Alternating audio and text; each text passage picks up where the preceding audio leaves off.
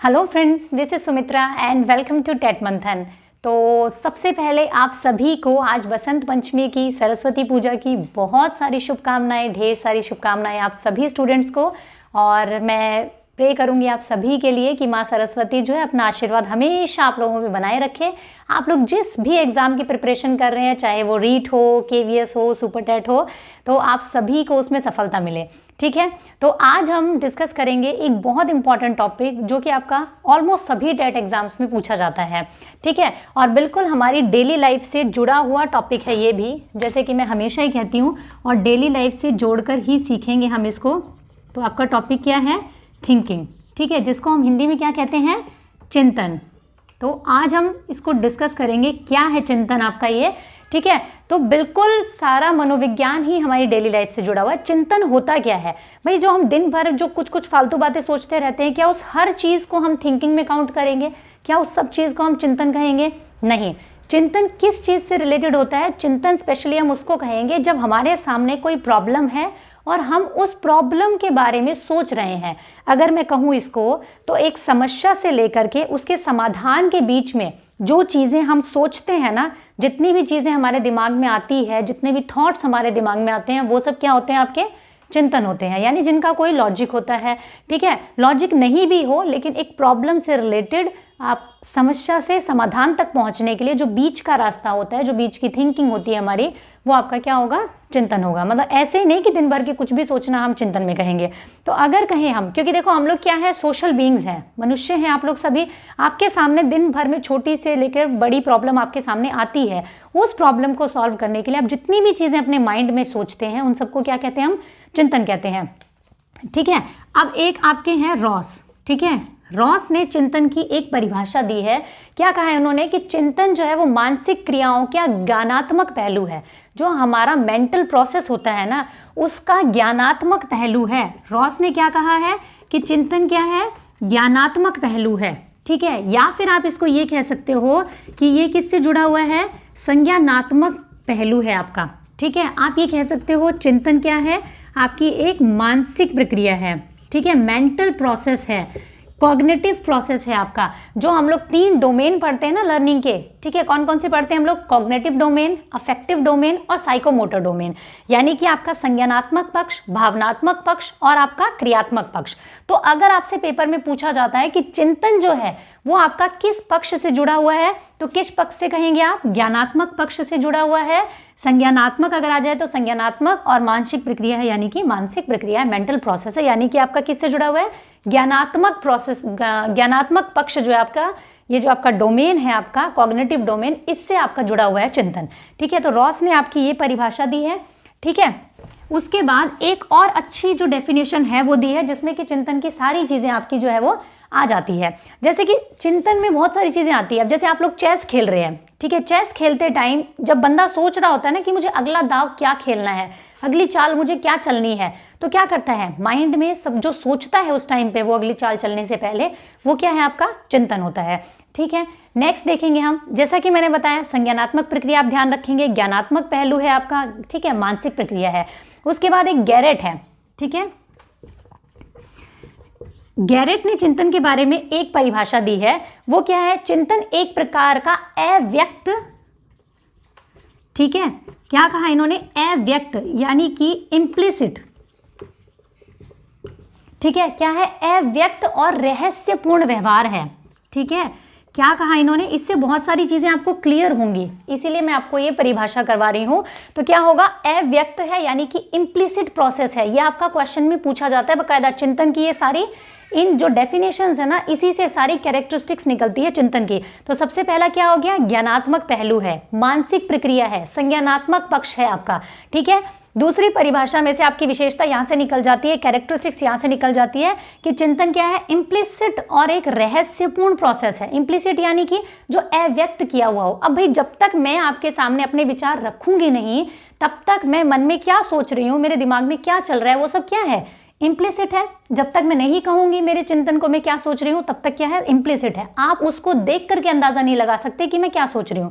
ठीक है, फिर रहस्यपूर्ण होता है, यानी कि सीक्रेट होता है। भाई जब तक आपको नहीं पता है सामने वाले को कि मैं क्या सोच रही हूं तो वो आपके लिए रहस्यपूर्ण हुआ। ठीक है, तो रहस्यपूर्ण व्यवहार होता है जिसमें सामान्य रूप से किसको, प्रतीकों को, ठीक है, जिसमें कि प्रतीकों को, ठीक है, विचारों को यानी कि थॉट्स को, सिंबल्स को यानी कि जो चिन्ह होते हैं आपके उनको, ठीक है, इसको हम इंग्लिश में कहेंगे सिंबल्स, और आपकी इमेजेस कह सकते हैं हम, प्रतिमाएं जो होती हैं, इमेजेस हो गई आपकी, साइंस हो गए, और होता है आपका एक और कॉन्सेप्ट यानी कि संप्रत्यय। ये सारी चीजें जो होती हैं इन सब का प्रयोग होता है चिंतन करने में। तो कौन कौन सी चीजें, अव्यक्त है, रहस्यपूर्ण है, प्रतीकों का इस्तेमाल होता है, विचारों का इस्तेमाल होता है, सिंबल्स का इस्तेमाल होता है, इमेजेस का इस्तेमाल होता है, कॉन्सेप्ट्स का इस्तेमाल होता है। किस किस तरीके से होता है अभी समझेंगे फटाफट से। ठीक है, अब देखो एक अच्छा सा एग्जांपल लेते हैं जो आपकी रियल लाइफ से रिलेटेड है। बिल्कुल आप लोगों को जाना है अपनी नानी के घर। ठीक है, आप लोग जब जाते हैं अपनी नानी के घर में जहां आप पहले भी गए हुए हैं, तो जैसे आप बस में बैठे हुए आप उस रास्ते पे चल रहे होते हैं ना, तो वहाँ पे आप कुछ चीज़ों को देख करके चिंतन करते हैं। जैसे कि आप देखेंगे ये वाली दुकान आती है रास्ते में, ये वाला मॉल आता है रास्ते में, ये वाला खेत आता है रास्ते में। वो सारी चीज़ें क्या है, वो सारी चीज़ें यही है, वो आपके प्रतीक हैं, वो आपकी इमेजेस हैं। ठीक है, जिसके माध्यम से, जिसके मतलब मदद से आप वो चिंतन कर रहे हैं। ठीक है, उस रास्ते से आप पहले निकले हुए हैं, आप उसको क्या कर रहे हैं, रिकॉल कर रहे हैं। अच्छा ये वाली दुकान आती है रास्ते में, अच्छा ये वाला यहाँ पे लिखा हुआ आता है, इस मॉल का नाम लिखा हुआ आता है। अच्छा अगर गांव में जा रहे हैं तो अच्छा ये फलाने का खेत आता है, ये फलाने का घर आ गया, अब मेरी नानी का घर आने वाला है। ठीक है, तो ये सब क्या है, आप चिंतन कर रहे हो, किस माध्यम से कर रहे हैं, विजुअलाइजेशन के माध्यम से, प्रत्यक्षीकरण के माध्यम से चिंतन कर रहे हैं आप।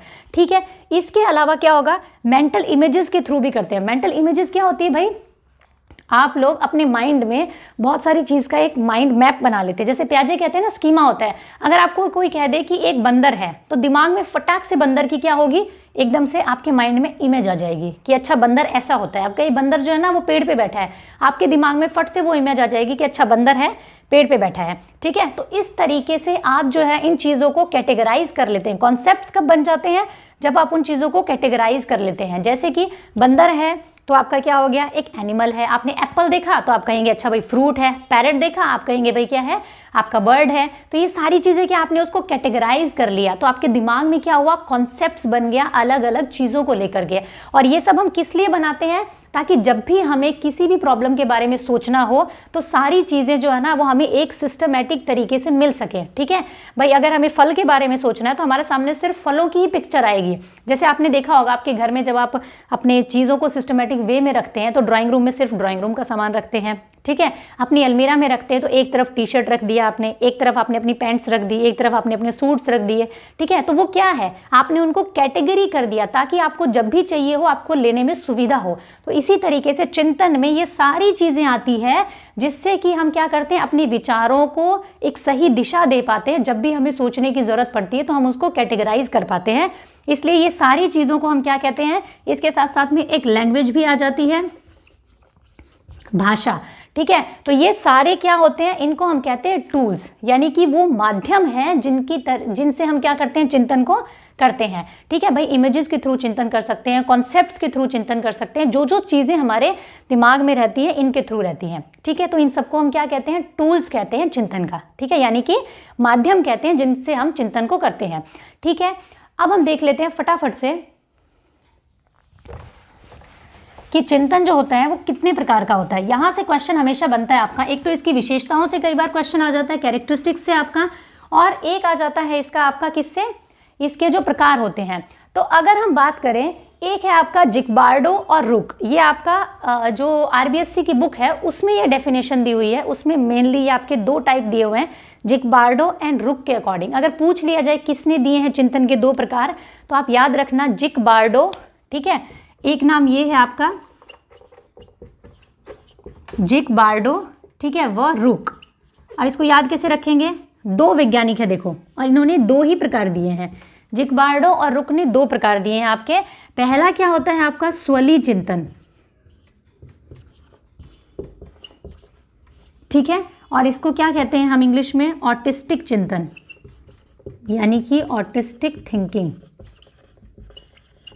ठीक है, फर्स्ट क्या है आपका? ऑटिस्टिक चिंतन, यानी कि स्वलीय चिंतन, स्वलीय चिंतन नहीं स्वाली चिंतन, ठीक है, स्वाली चिंतन कहते हैं इसको हम। और दूसरा क्या होता है आपका? यथार्थवादी चिंतन।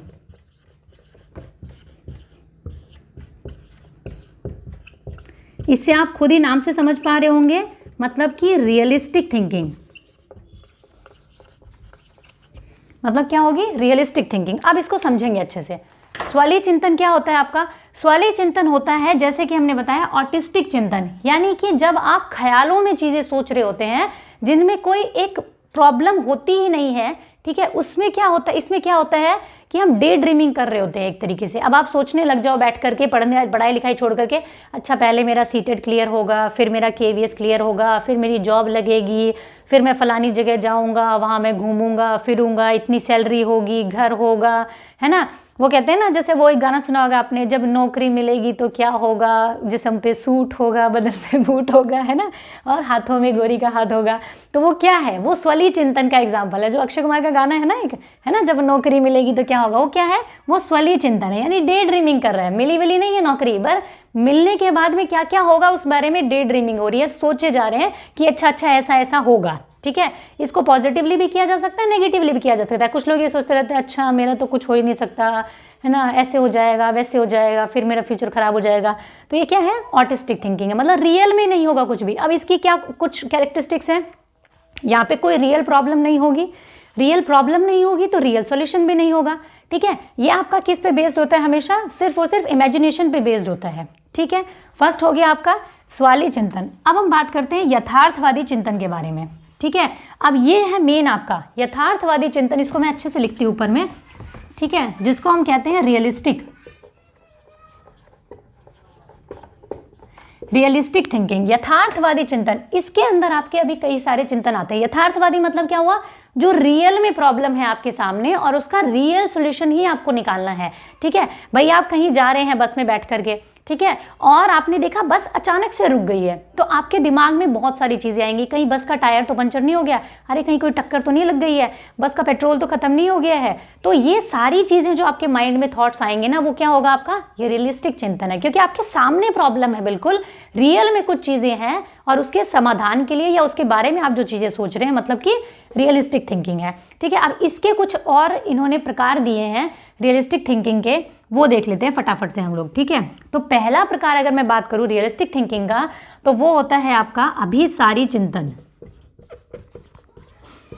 ठीक है, कौन सा होता है? अभिसारी चिंतन, जिसको कि हम क्या बोलते हैं? Convergent thinking.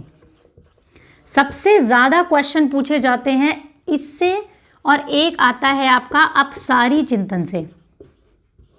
ठीक है, अपसारी चिंतन, जिसको हम कहते हैं डाइवर्जेंट थिंकिंग।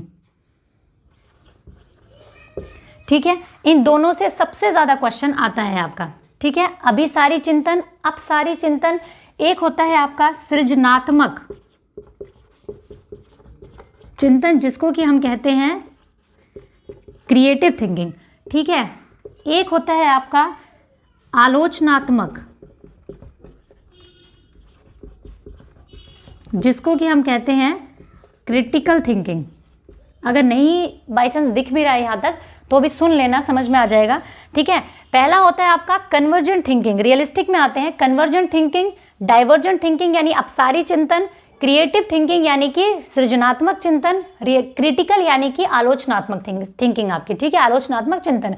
अब ये होते क्या है? सारे सबसे ज्यादा कंफ्यूजन रहती है इन दोनों में स्टूडेंट्स को, और सबसे ज्यादा पूछे जाते हैं ये, इवन सीटेट में और किसी भी टेट एग्जाम में भरे पड़े रहते हैं इससे क्वेश्चंस हमेशा। ठीक है, तो कन्वर्जेंट थिंकिंग क्या होती है? अभिसारी चिंतन होता क्या है? अभिसारी चिंतन का मतलब होता है आपके सामने एक प्रॉब्लम आई और आपको उसका एक ही सॉल्यूशन पता है। मैंने आपसे पूछ लिया 2 + 3 क्या होता है, तो आप क्या कहेंगे? भाई मैम 5 होता है। बात यही खत्म होगी, आपके दिमाग को ज्यादा जोर लगाने की जरूरत नहीं पड़ती इसमें। यानी एक प्रॉब्लम का एक ही सॉल्यूशन हो पाता है, उसको हम कहते हैं कन्वर्जेंट थिंकिंग। ठीक है, बच्चों को आपने पूछ लिया, ज्यादातर मैथ्स में कुछ फॉर्मूला से रिलेटेड होगी, एक फॉर्मूला हुआ, आपने रट लिया, अप्लाई कर दिया, हो गया बस। ठीक है, तो मतलब कहने का मतलब यह है कि कन्वर्जेंट थिंकिंग क्या होगी? जो बहुत सारे तरीके से सोच सकते हैं आप। ठीक है, कन्वर्जेंट होगी जब आप एक ही तरीके से सोच सकते हैं। डाइवर्जेंट यानी कि जब आप बहुत सारे तरीके से सोच सकते हैं। इसको याद रखने का एक तरीका बताऊंगी।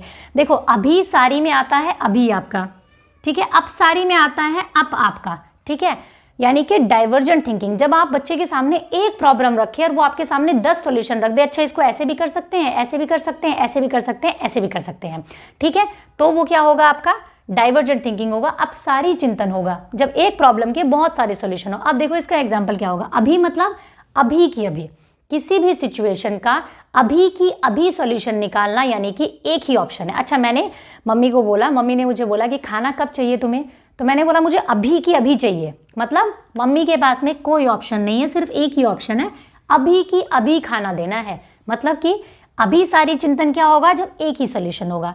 अब सारी चिंतन, मम्मी ने पूछा खाना कब खाओगी, मैंने बोला मम्मी आपकी मर्जी है, जब आपका मन करे तब बना देना।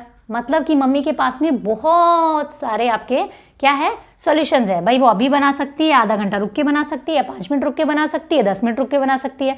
मतलब मैंने क्या किया, कई सारे उनको ऑप्शंस दे दिए। अब सारी चिंतन आपकी मर्जी है, आप जब बना दो मम्मी, ठीक है। अब सारी चिंतन यानी कि डाइवर्जेंट थिंकिंग। फिर आता है आपका क्रिएटिव थिंकिंग। क्रिएटिव थिंकिंग में हमेशा होते हैं कुछ न्यू आइडियाज, ठीक है, कुछ न्यू आइडियाज, कॉपी पेस्ट नहीं होता यहाँ पर, ठीक है। क्रिएटिव थिंकिंग जब भी होगी कुछ नए आइडियाज होंगे आपके समस्या के सॉल्यूशन के लिए भी, और नई आपके नए आइडियाज होंगे। जैसे कि न्यूटन का लॉ आपने सुना होगा ना भाई। एप्पल को पेड़ से गिरते हुए, सेब को पेड़ से गिरते हुए क्या सिर्फ न्यूटन ने देखा था? नहीं, हजारों लोगों ने देखा है और हजारों टाइम से देखते आ रहे हैं हम लोग। लेकिन सिर्फ दिमाग में आइडिया गुरुत्वाकर्षण का किसके आया? न्यूटन के दिमाग में आया, ठीक है, कि ये गुरुत्वाकर्षण के नियम को बता रहा है, ठीक है। तो ये क्या हो गया आपका क्रिएटिव थिंकिंग होगी, क्योंकि उन्होंने क्या किया, कुछ नया सोचा, ठीक है। हमें सिर्फ इतना पता है, अच्छा एप्पल है, वो पेड़ से गिरा और नीचे गिर गया, ठीक है, ये क्या हुआ, हमारी सोच हुई। लेकिन क्रिएटिव थिंकिंग यानी कि कुछ नया आइडिया लगाना।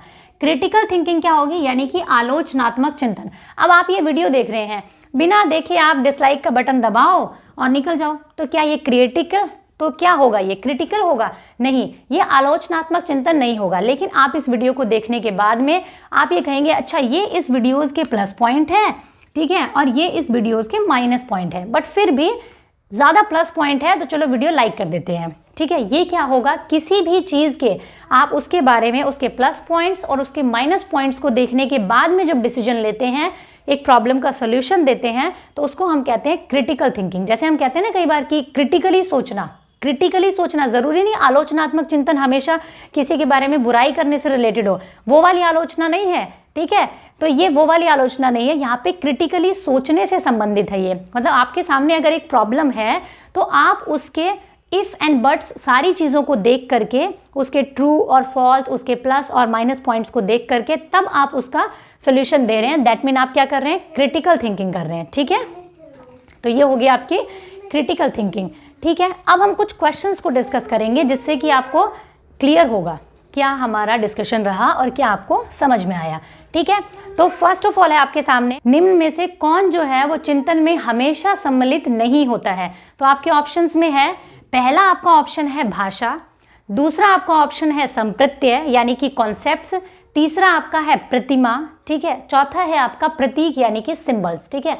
तो आप देखेंगे एक चीज़ और मैं आपको समझाना चाहूँगी यहाँ पे, लैंग्वेज और थॉट से रिलेटेड, जिससे आप इस क्वेश्चन का आंसर कर पाएंगे आराम से, ठीक है। लैंग्वेज और थॉट का टॉपिक मैंने बहुत अच्छे से डिटेल में करवा रखा है, यहाँ बहुत ही शॉर्ट में बता रही हूँ मैं, ठीक है।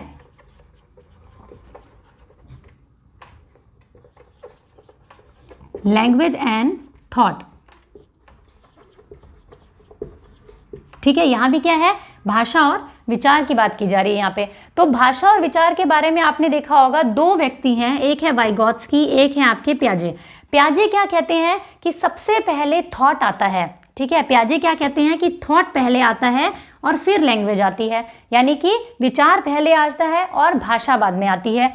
वाइगॉत्स्की कहते हैं कि थॉट और लैंग्वेज जो है वो एक दूसरे के पैरेलल चलते हैं 3 साल की उम्र तक, और 3 साल की उम्र में जाकर के ये दोनों क्या हो जाते हैं, मर्ज हो जाते हैं, ठीक है। तो यहाँ इस क्वेश्चन में आपको क्या देखना है, प्याजे का कहने का मतलब क्या है, जब देखो अगर एक बच्चा जो है अपने पापा को देख करके, उसके पापा मतलब शेव कर रहे हैं, और बच्चा क्या करेगा, थोड़ी देर बाद में उसको उठा करके अगर वो शेव करने लगता है, तो उसने क्या किया, वहाँ पे थिंकिंग तो की उसने, थॉट तो उसके दिमाग में आया, लेकिन उसके अंदर लैंग्वेज इंक्लूड नहीं है। ठीक है, उसने लैंग्वेज का इस्तेमाल तो नहीं किया, इमिटेट किया उसने, और उसमें क्या शामिल था, उसके थॉट शामिल थे। ठीक है, इसका मतलब थॉट्स पहले आते हैं और लैंग्वेज बाद में आती है, ये प्याजे का तर्क था। ठीक है, तो इसी तर्क के हिसाब से ये क्वेश्चन आपसे पूछा गया है। और इसमें एक चीज़ और ध्यान रखेंगे आप, प्याजे वाइगोत्स्की में जो हमेशा क्वेश्चन पूछा जाता है कि जो छोटे बच्चों की जो सोच होती है ना, वो बड़ों से भिन्न होती है। किस तरीके से भिन्न होती है कि आपके जो छोटे बच्चों की सोच होती है वो क्वांटिटेटिवली, यानी कि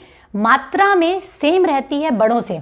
ठीक है, मात्रा में क्या रहेगी, सेम रहेगी, लेकिन क्वांटिटी में, ठीक है, प्रकार में क्या होगी, भिन्न होगी।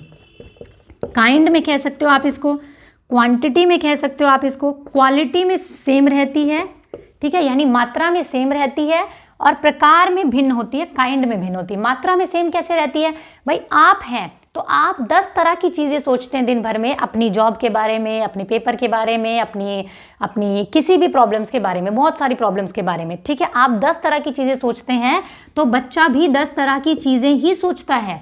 ठीक है, वो क्या सोचेगा, अपनी चॉकलेट्स के बारे में, अपने खिलौनों के बारे में, इन सब चीज़ों के बारे में सोचेगा, लेकिन उतना ही सोचता है जितना बड़े सोचते हैं। यानी कि क्वांटिटी में सेम होती है, ठीक है, लेकिन क्वालिटी में कभी भी सेम नहीं होगी। जैसे कि मैंने बताया, आप अपनी जॉब के बारे में सोच सकते हैं, अपने पेपर के बारे में सोच सकते हैं, बच्चा क्या है, अपने खिलौने के बारे में सोचता है। यानी प्रकार अलग है लेकिन मात्रा सेम रहती है। तो एक छोटा सा कॉन्सेप्ट और मैंने आपको समझा दिया लैंग्वेज और थॉट को लेकर के। ठीक है, ये क्वेश्चन यहीं से है कि निम्न में से कौन जो है वो चिंतन में हमेशा सम्मिलित नहीं होगा। तो आंसर क्या रहेगा, भाषा हमेशा सम्मिलित नहीं रहेगी। ठीक है, क्योंकि प्याजे कहते हैं कि भाषा सम्मिलित ना हो तब भी आपकी थिंकिंग हो सकती है। ठीक है, तब भी बच्चा सोचता है जब उसमें लैंग्वेज नहीं आई होती है। ठीक है, नेक्स्ट क्वेश्चन देखते हैं फटाफट से।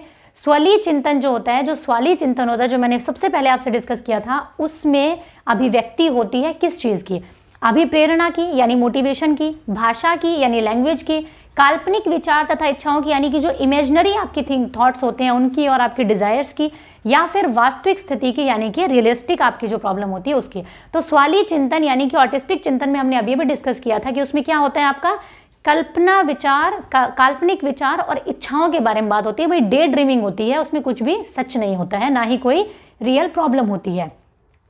निम्नलिखित में से कौन यथार्थवादी चिंतन का उदाहरण नहीं है, कौन सा ऐसा है जो आपका रियलिस्टिक चिंतन का उदाहरण नहीं है, रियलिस्टिक थिंकिंग का उदाहरण नहीं है। अभिसारी चिंतन जो अभी भी मैंने पढ़ाया आपको। ठीक है, अभिसारी चिंतन, सृजनात्मक चिंतन, स्वलीय चिंतन या फिर आलोचनात्मक चिंतन।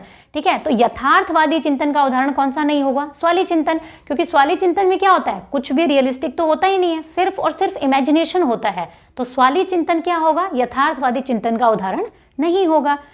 ठीक है, फिर आता है आपका कि यदि राम से कहा जाए कि 10 में से 4 घटाने पर क्या उत्तर आएगा। एक बच्चे से पूछा गया कि 10 में से 4 माइनस करने पर क्या आंसर आएगा। बच्चा आराम से बता देगा कि 6 आएगा। अपने दिमाग पे जोर डाला, नहीं डाला। ठीक है, बहुत सारे सॉल्यूशन सोचने पड़े, नहीं सोचने पड़े। तो इसमें कौन सा चिंतन होगा आपका, ठीक है, अपसरण चिंतन होगा, यानी कि अपसारी चिंतन भी कह सकते हैं आप इसको, अभिसारी चिंतन होगा, सृजनात्मक चिंतन होगा या फिर आलोचनात्मक चिंतन होगा। देखो मैंने अभी भी बताया, आपकी मर्जी है। अपसारी चिंतन, बहुत सारे सॉल्यूशन, अभी की अभी खाना दे दो, एक ही ऑप्शन है, यानी कि अभिसारी चिंतन। तो यहाँ क्या है, एक ही ऑप्शन है ना, बहुत सारे ऑप्शंस नहीं है, एक ही ऑप्शन, एक ही सॉल्यूशन, एक ही ऑप्शन। ठीक है, तो क्या होगा, अभिसारी चिंतन। ठीक है, तो ये हमारे कुछ क्वेश्चंस थे जो मैंने आप लोगों के साथ में डिस्कस किए चिंतन से रिलेटेड। आई होप कि आज का लेक्चर आपको समझ में आया होगा और आप सभी को फिर से बसंत पंचमी की ढेर सारी शुभकामनाएं। आप सभी जो भी प्रिपरेशन कर रहे हैं उन सब में आपको सफलता मिले। और अगर वीडियो पसंद आई हो तो ज़रूर आप इसे अपने सभी फ्रेंड्स के साथ में शेयर करें। ठीक है, लाइक करें अगर पसंद आई हो तो।